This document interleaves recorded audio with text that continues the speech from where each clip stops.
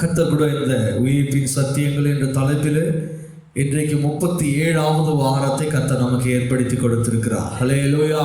இந்த 37 வாரங்களும் கர்த்தர் அநேக வார்த்தைகள் வசனங்களினால நம்மை தேற்றி அரவணைத்து நம்மை வழிநடத்தி வந்து கொண்டிருக்கிறார். இந்த வருஷத்தில் கூட விசுவாசத்தை குறித்து அநேக காரியங்கள் ஆண்டவர் நம்மோடு இடைப்பட்டு கொண்டிருக்கிறார். இந்த விசுவாசமும் பொறுமையும் என்ற காரியத்தில் கடந்த 2-3 வாரங்களாக ஆண்டவர் நம்மோடு இடைப்பட்டு கொண்டிருக்கிறார். தொடர்ந்து இந்த விசுவாசமும் பொறுமையும் குறித்து நம்ம தியானிக்க போகிறோம். கர்த்தர் நம்மோடு இடைபடுவாராக, நம்மோடு பேசுவாராக. எடுத்துள்ள வாசிக்கலாம். அப்போஸ்தலனாகிய பவுல் கொரிந்தியருக்கு எழுதின 2 கொரிந்தியர் அதனுடைய 7ஆம் அதிகாரம் அதனுடைய 14ஆம் வசனத்தை வாசிக்க கேட்போம். 2 கொரிந்தியரின் புஸ்தகம் 7ஆம் அதிகாரம் அதனுடைய 14ஆம் வசனத்தை வாசிக்க கேட்கும். இப்படி இருக்க உங்களுக்கு அவனுடனே சொன்ன யாதொன்றையும் குறித்து சத்தியமாய் சொன்னது போல தீர்த்துடனே புகழ்ச்சியாய் சொன்னதும் சத்தியமாக விளங்கிற்றே. ஹல்லேலூயா. அநேக காரியங்களை இங்கே நம்ம பார்க்க போகிறோம்.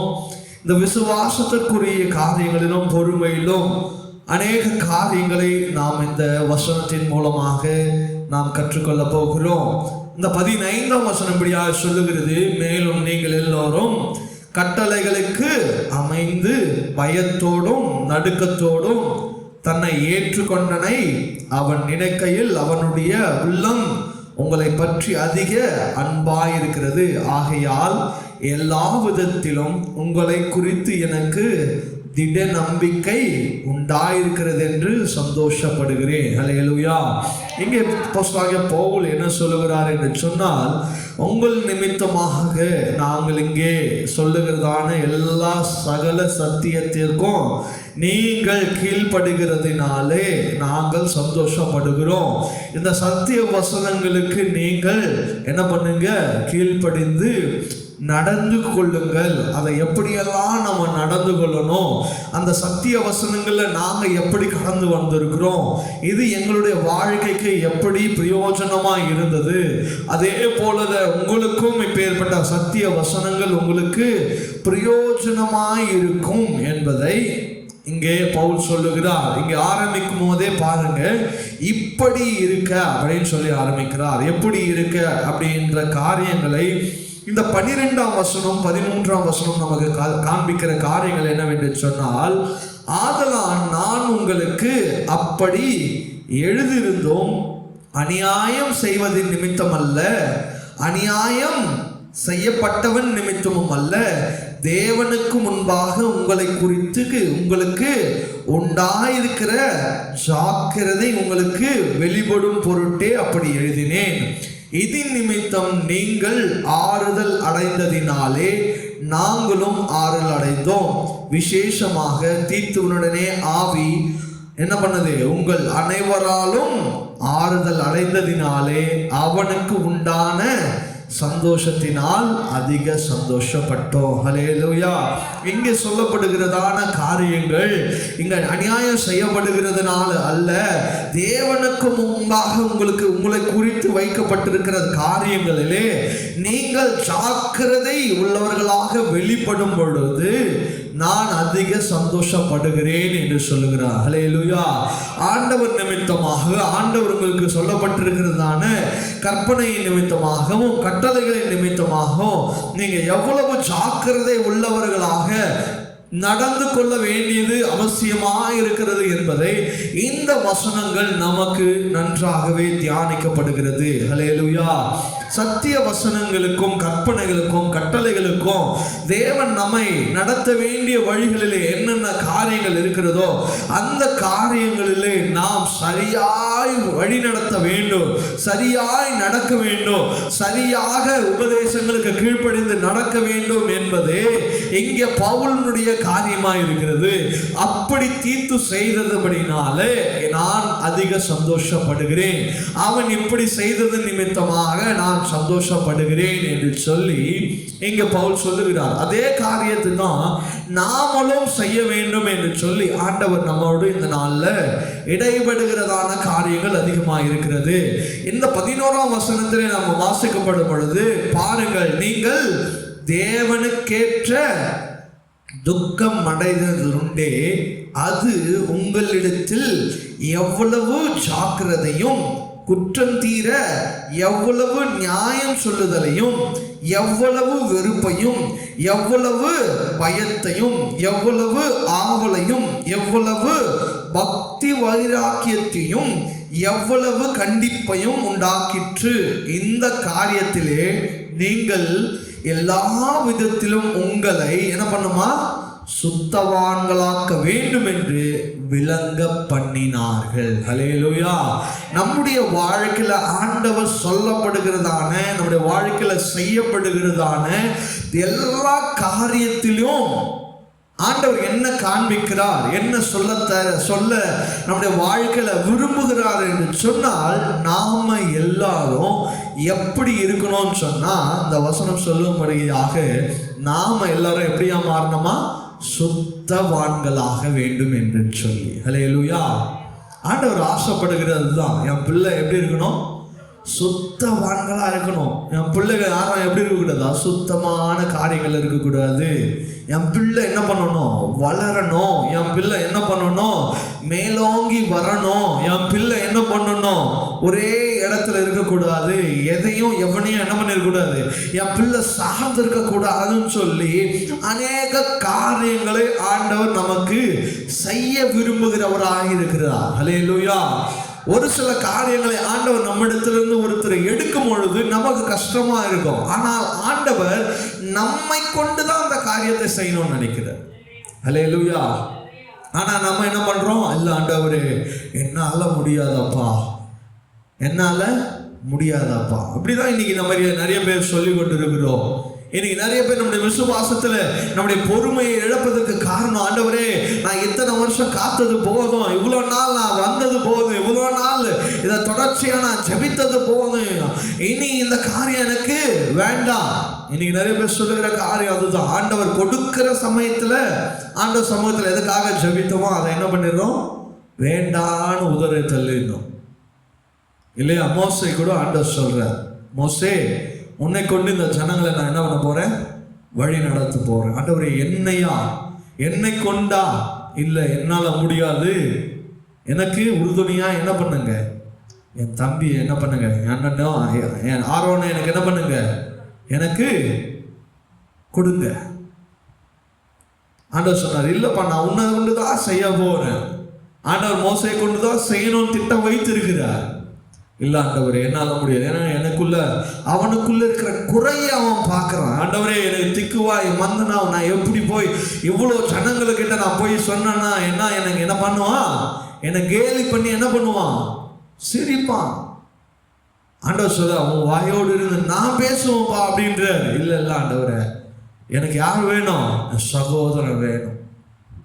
இன்னைக்கு நிறைய நேரத்தில் ஆண்டவர் நம்மை கொண்டு செய்ய வேண்டிய திட்டங்கள் அநேகம் உண்டு, அநேக காரியங்கள் உண்டு இன்னைக்கு. ஆனால் நம்ம என்ன பண்ணி கொண்டிருக்கிறோம், ஏதோ காரணங்களை சொல்லிக்கொண்டு ஏதோ எல்லா விதமான காரியங்களை ஆண்டவர் நம்மை கொண்டு நம்மளால செய்ய முடியாது என்று சொல்லி நம்ம நினைத்து கொண்டிருக்கிறோம். ஆண்டவர் எத்தனையோ காரியங்களுக்கு நம்மை அழைத்த பொழுதும் அநேக காரியங்களில் நம்ம என்ன பண்ணி கொண்டிருக்கிறோம், உதாசீனப்படுத்தி ஆண்டவரே இது என்னால முடியாது, இது என்னால செய்ய முடியாது, நான் ஞானவான் இல்லை, நான் அறிவாளி இல்லை, நான் என்ன பண்ணுவேன், எனக்கு அவ்வளவு பலன் இல்லைன்னு சொல்லி இன்னைக்கு அநேக காரியங்களில் ஆண்டவர் நம்மை கொண்டு வைத்திருக்கிற திட்டத்தில் நம்ம என்ன பண்ணி கொண்டிருக்கிறோம், வழி விலகி செய்து கொண்டிருக்கிறோம். ஹல்லேலூயா. அப்புறம் கடைசி என்ன சொல்றது, ஆண்டவரே என்னை இப்படி பண்ணிட்டீங்களே, ஆண்டவரே அப்படி செய்துட்டீங்களா, ஆண்டவரே என்னை கொண்டு என்ன திட்டம், ஆண்டவரே அப்படின்னு சொல்லி கதறி கொண்டு இருக்கிறோம். ஆண்டவர் நம்ம கொண்டு வச்சிருக்கிற திட்டத்தை தான் நம்ம கிட்ட சொல்லி, அப்பா இதை தான் நான் உன்னை கொண்டு செய்ய போறேன்னு சொல்லி, உன்னை கொண்டு தான் நான் இதை தீர்மானித்து வச்சிருக்கிறேன்னு சொல்லி ஆண்டவர் சொல்லுவார். ஆனால் அந்த திட்டத்தை புரிந்து கொள்ளாமல் நம்முடைய மன இஷ்டத்தின்படியும் நம்முடைய மன விருப்பத்தின்படியும் இந்த காரியங்களை செய்துட்டு கடைசியா நம்ம என்ன பண்ணி கொண்டு இருக்கிறோம், ஆண்டவரே உங்க திட்டம் என் வாழ்க்கையில என்ன அப்படின்னு சொல்லி பல நேரங்களில் நாம கேள்வி கட்டுக்கொண்டிருக்கிறோம். ஹல்லேலூயா, ஹல்லேலூயா. ஒரு கதையை உங்களுக்கு சொல்லுகிறேன் பாருங்க. இந்த கழுகு இருக்கு தெரியுமா? கழுகு தெரியுமா? எல்லாருக்குமே இருக்கிறதுலே மிக உயரத்துல பறக்கிறது தான் இந்த கழுகு. இந்த கழுகு என்ன பண்ணுமா, ஒரு இடத்துல போய் தன்னுடைய கூடை கட்டிட்டு அதில் தான் என்ன பண்ணுமா, அதனுடைய முட்டையை அதில் இடுமா. அந்த முட்டையை என்ன பண்ணுமா, அந்த முட்டை அது உடஞ்சி அதில் இருக்கிற வர குட்டிகளுக்கு அது பறக்கிற வரைக்கும் என்ன பண்ணும், டெய்லியும் அதுக்கு போயிட்டு ஃபீட் பண்ணிக்கிட்டே இருக்கும். அதுக்கு தேவையான உணவு எல்லாத்தையும் அலைஞ்சு திரிஞ்சு எல்லாத்தையும் என்ன பண்ணும், அந்த குட்டிகளுக்கு கொண்டு வரும். அந்த குட்டிகளுக்கு கொஞ்சம் வளர்ந்த பிறகு என்ன வரும், ரெக்கை அதுக்கு வளரும். உடனே அந்த இது உடனே வந்து எடுத்து என்ன பண்ணிடாது, பறக்காது.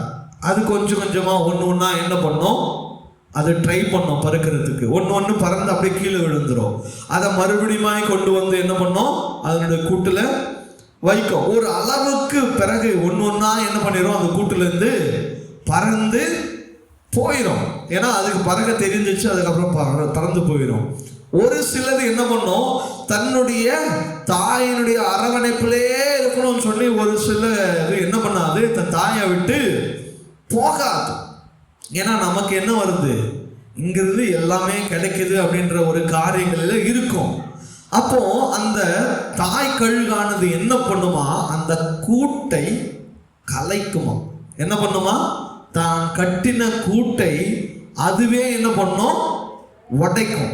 ஏன் உடைக்கும்னா, நம்ம இதை உடைச்சாதான் இது என்ன பண்ணும், இங்கிருந்து வெளியே போகும்னு சொல்லிட்டு அந்த தாயானது தன் கூட்டை உடைக்கும். ஆனா இதுக்கப்புறம் அவங்களுக்கு என்ன வராது, ஆதரவு இருக்காது, அங்க என்ன இருக்காது, உணவு இருக்காது, எதுவுமே இருக்காது. அப்போ அந்த டைம்ல அந்த பறவை என்ன ஆகணும், பறந்து போய்தான் ஆக வேண்டும். ஹல்லேலூயா, ஹல்லேலூயா. ஒரு சில நேரங்களில் ஆண்டவர் நம்மை அரவணைப்பார்.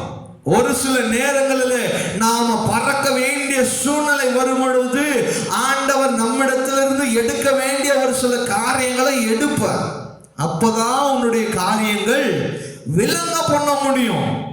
உன்னை கொண்டு ஆண்டவர் செய்ய வேண்டிய திட்டங்கள் என்ன என்பதை நீங்க புரிந்து செய்ய முடியும். ஆண்டவர் அப்படி எடுக்கும் பொழுது நாம நினைப்போம், ஏன் ஆண்டவரே இந்த சூழ்நிலை, ஏன் ஆண்டவரே இந்த பிரச்சனை, ஏன் ஆண்டவரே எனக்கு போராட்டம், ஏன் எனக்கு இந்த வியாதி, ஏன் இந்த கடன் பிரச்சனை, அநேக கேள்விகளை கேட்போம். இவ்வளவு நாள் நம்முடைய அரவணைப்பில் இருந்தனே, உண்மையே நம்பி இருந்தனே, ஏன் ஆண்டவரே அப்படின்னு சொல்லி கேட்பது போல நாம கேட்பது அநேக நேரங்கள் உண்டு. ஆனால் அந்த ஆண்டவர் ஏன் அந்த சூழ்நிலைகளை ஏன் கொண்டு வராருன்னு சொன்னா, ஆண்டவர் நம்மை பறக்க வைப்பதற்காக. ஹல்லேலூயா, ஹல்லேலூயா.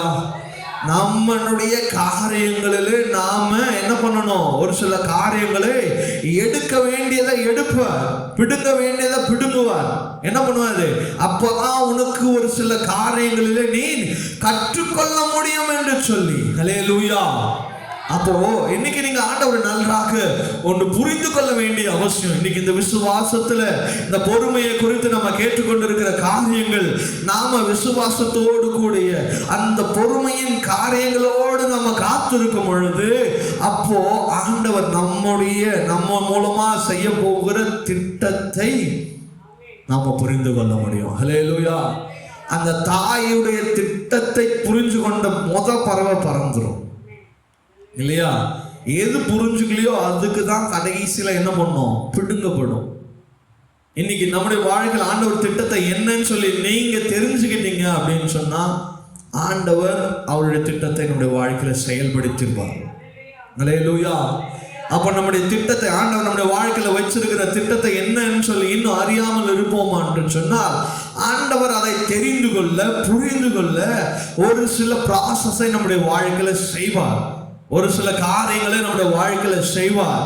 எடுக்க வேண்டிய காரியங்களை எடுப்பார், பிடுங்க வேண்டிய காரியங்களை பிடுங்குவார்.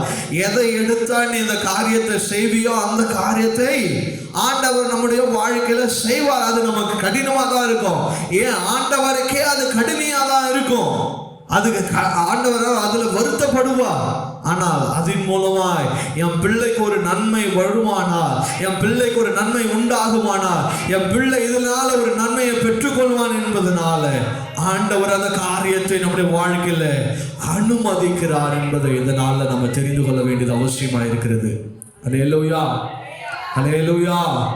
அவருடைய திட்டத்தை புரிஞ்சு கொள்ளுங்க, அவருடைய தீர்மானத்தை புரிஞ்சு கொள்ளுங்க.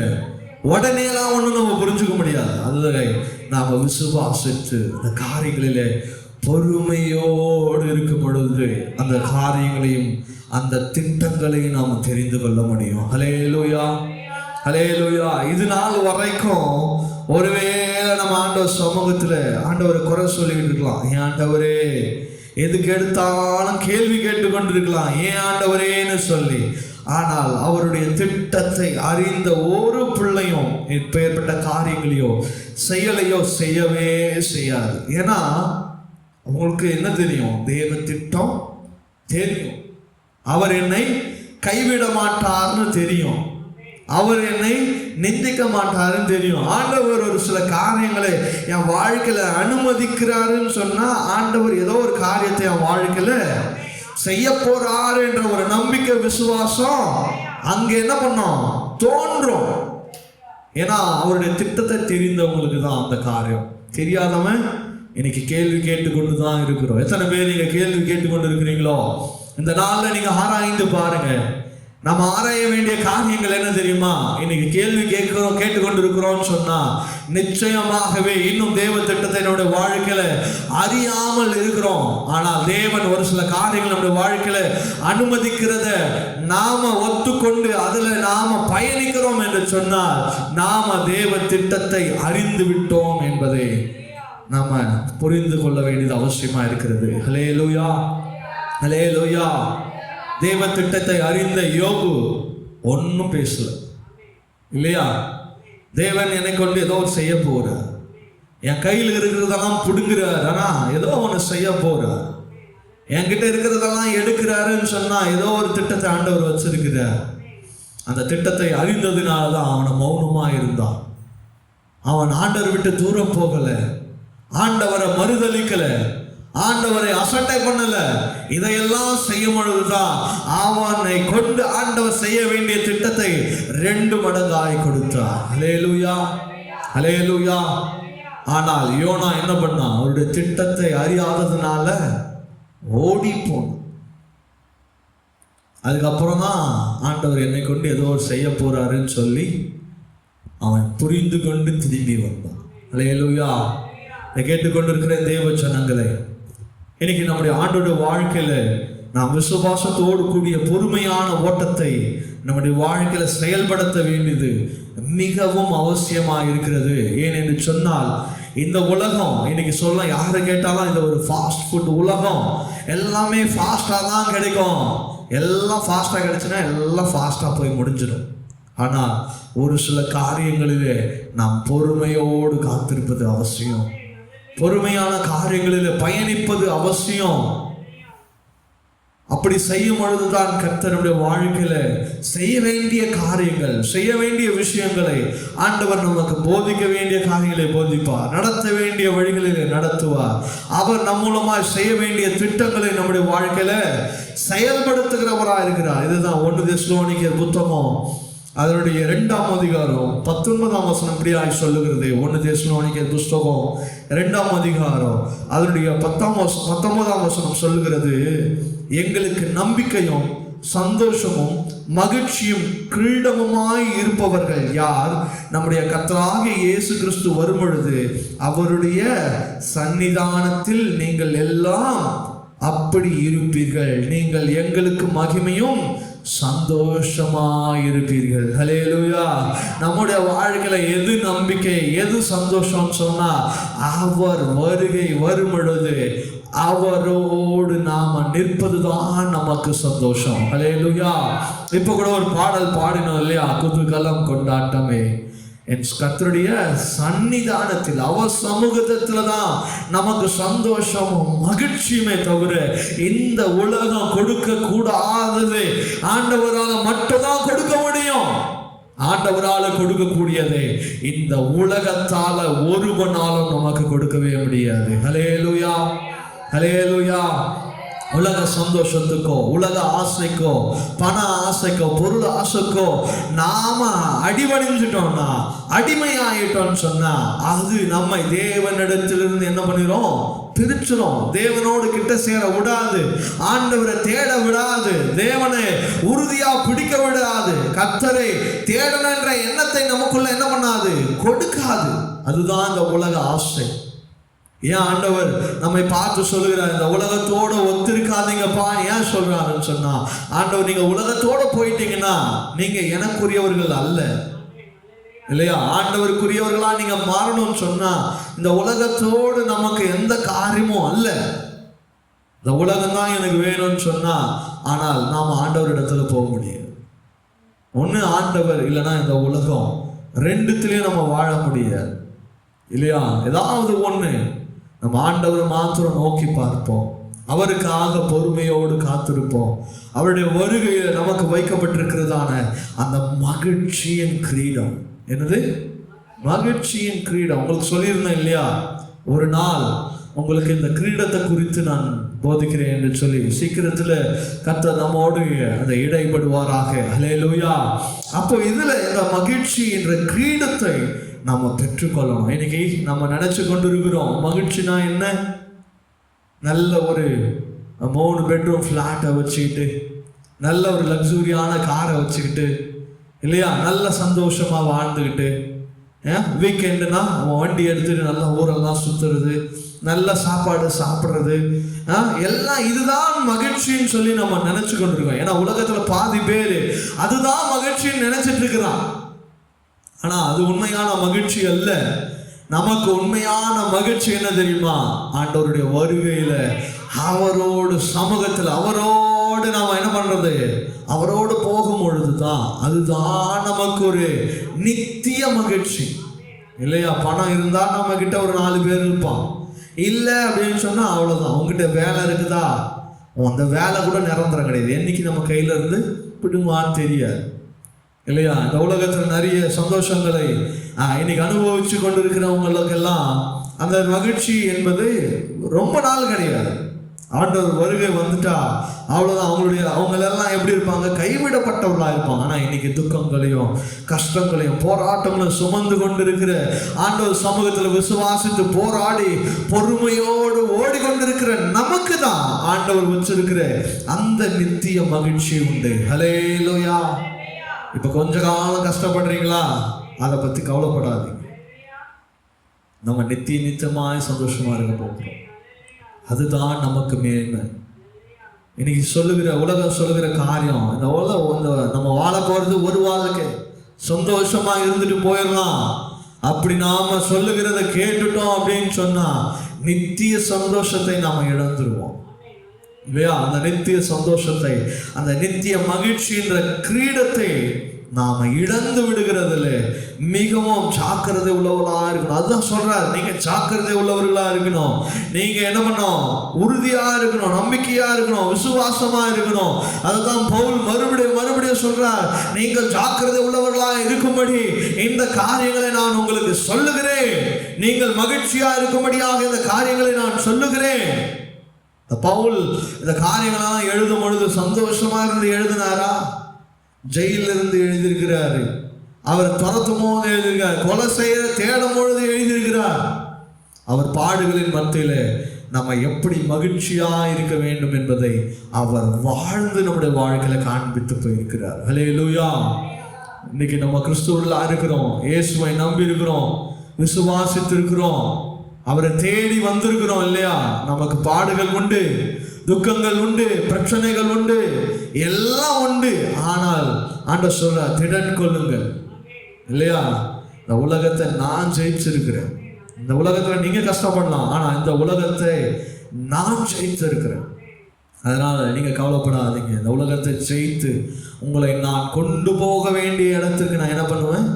கொண்டு போவேன். ஹல்லேலூயா, ஹல்லேலூயா. 1 தெசலோனிக்கர் புஸ்தகம் 1ஆம் அதிகாரம் அதனுடைய 3ஆம் வசனம் இப்படியாக சொல்லுகிறது. 1 தெசலோனிக்கர் புஸ்தகம் 1ஆம் அதிகாரம் அதனுடைய 3ஆம் வசனத்தை, நீங்கள் தெரிந்து கொள்ளப்பட்டவர்களா என்று நாங்கள் அறிந்து எங்கள் ஜபங்களில் இடைவிடாமல் உங்களை குறித்து விண்ணப்பம் பண்ணி உங்கள் எல்லாருக்காகவும் எப்பொழுதும் நான் என்ன பண்றேன்? ஜெபிக்கிறோம். ஹல்லேலூயா. நீங்கள் எப்படி? தெரிந்து கொள்ளப்பட்டவர்கள். நாமெல்லாம் யாரு? தெரிந்து கொள்ளப்பட்டவர்கள். தெரிந்து கொள்ளப்பட்டவர்கள் நீங்க என்ன பண்ணணும்? தெரிந்து கொள்ளப்பட்டவர்களுக்காக ஜெபிக்கணும். இன்னும் தெரிந்து கொள்ளப்படாதவர்களுக்காக ஜெபம் பண்ணுங்க. ஆண்டவரே, நான் தப்பிச்சுட்டேன் ஆண்டவரே, நான் இன்னைக்கு ஒரு சமூகத்துல வந்துட்டேன் ஆண்டவரே, அந்த நித்திய மகிழ்ச்சியின் கிரீடத்தில் நான் வந்துட்டேன் ஆண்டவரே. என் குடும்பத்துல எல்லாரும் வரணும், என் கணவன் வரணும், என் மனைவி வரணும், என் பிள்ளைகள் வரணும், என் பேர பிள்ளைகள் வரணும், என் குடும்பத்தில் இருக்கிற என் சித்தி சித்தப்பா எல்லாரும் வரணும், சொந்தக்காரன் எல்லாம் வரணும். நான் மட்டும் என்ன பண்றது இல்லை, பரலோகத்துக்கு போகிறது இல்லை. ஒரு ஃபங்க்ஷன் சொன்னா, ஒரு டூர்னு சொன்னா, ஒரு வெளியில எங்கேயாவது போறோம்னு சொன்னா சொந்தக்காரன் நெருங்கினவன் ஃப்ரெண்டு எல்லாரும் வராங்க. அதே போலதான் பரலோகத்துக்கு நான் போகும்போது நான் தனியா என்ன பண்ணக்கூடாது? போகக்கூடாது. ஒரு கூட்டத்தை நான் என்ன பண்ணி கொண்டு போகணும் பரலோகத்திற்கு. அது நான் தெரிந்து கொள்ளப்பட்டவனா இருக்கிறேன். நான் என்ன பண்ணணும்? அதிகமாய் ஊக்கமாய் இந்த நாள்ல நான் ஜெபிக்க வேண்டியது அவசியமா இருக்கிறது. ஹல்லேலூயா, ஹல்லேலூயா. பொறுமையோடு இருங்க. பொறுமை கர்த்தர் உங்களுக்கு கற்றுத்தருவார். பொறுமை உங்களுக்கு அநேக காரியங்களை கற்றுத்தரும். பொறுமையில நீங்கள் நிதானித்திருக்கும் பொழுது அநேக காரியங்களை கர்த்தர் உங்களுக்கு சொல்லி தருவார். அநேக காரியங்களை உங்களுக்கு போதித்து நடத்துவார். இஸ்ரவேல் ஜனங்களை வெறும் 15 நாட்கள்ல அவர் கானான் தேசத்துல கொண்டு போயிருக்க முடியும். ஆனால் அவர்களுக்கு அந்த 40 ஆண்டுகள்ல சொல்ல தர வேண்டிய காரியங்களை சொல்லிக் கொடுத்தார், நடத்த வேண்டிய காரியங்களை நடத்தினார். அவங்களுக்கு மன்னாவை என்னால கொடுக்க முடியும்னு கொடுத்தார், வானத்திலிருந்து கொடுக்க முடியும்னு கொடுத்தார், காடையை கொடுத்தார், அவங்களுக்கு கற்பாறையை உடைச்சு தண்ணியை கொடுக்க முடியும்னு சொல்லி கொடுத்தார். இதையெல்லாம் அவங்க பொறுமையா கற்றுக்கொள்ளணும்னு சொல்லி இந்த 40 ஆண்டுகள் ஆண்டவர் அவங்களை என்ன பண்ணாரு? சுத்தி விட்டுக்கிட்டே இருந்தார். ஹல்லேலூயா. நீங்க ஆண்டவர் புரிஞ்சு கொண்டீங்கன்னா நீங்க கூட கானான் தேசத்துக்கு சீக்கிரமா போயிட முடியும். அப்படி இல்லை அப்படின்னு சொன்னா நீங்களும் சுத்திட்டு தான் இருக்கணும். அவ்வளோ சுத்தியும் அந்த கானான் தேசத்துல யாரு பிரவேசித்தது? காலேபோ யோசுவா. மற்ற யாராலும் என்ன பண்ண முடியல, போக முடியல. வழி நடத்தின மோசேவால போக முடியல, தெரிந்து கொள்ளப்பட்ட ஆரோனால போக முடியல, இல்லையா? பொறுமையோடு காத்திருந்தவர்கள் ஆண்டவர் கொண்டு சேர்த்துப்பட்டார். ஹல்லேலூயா. அநேக பிரச்சனைகள் வரலாம் உங்க வாழ்க்கையில, உங்களை நிந்திக்கிற மாதிரியான காரியங்கள் வரலாம். ஆனால் பரமகாரனை நம்ம சந்திக்க வேண்டும் என்று சொன்னால் உங்கள் விசுவாசத்துல பொறுமையா இருங்க.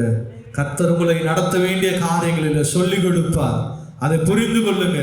புரியலையா? ஆண்டவர் சமூகத்துல கேளுங்க. ஆண்டவரே, நீங்க என்ன என் வாழ்க்கையில சொல்லணும் செய்யணும்னு எனக்கு தெரியல. ஆண்டவரே, நீங்க சொல்லிக் கொடுங்க. ஆண்டவர் நிச்சயமாகவே உங்களுக்கு சொல்லிக் கொடுப்பார்.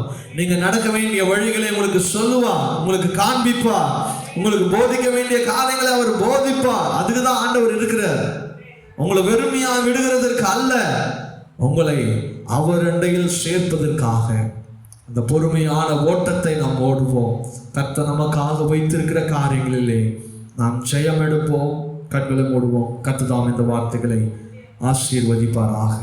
ஹல்லேலூயா, ஹல்லேலூயா.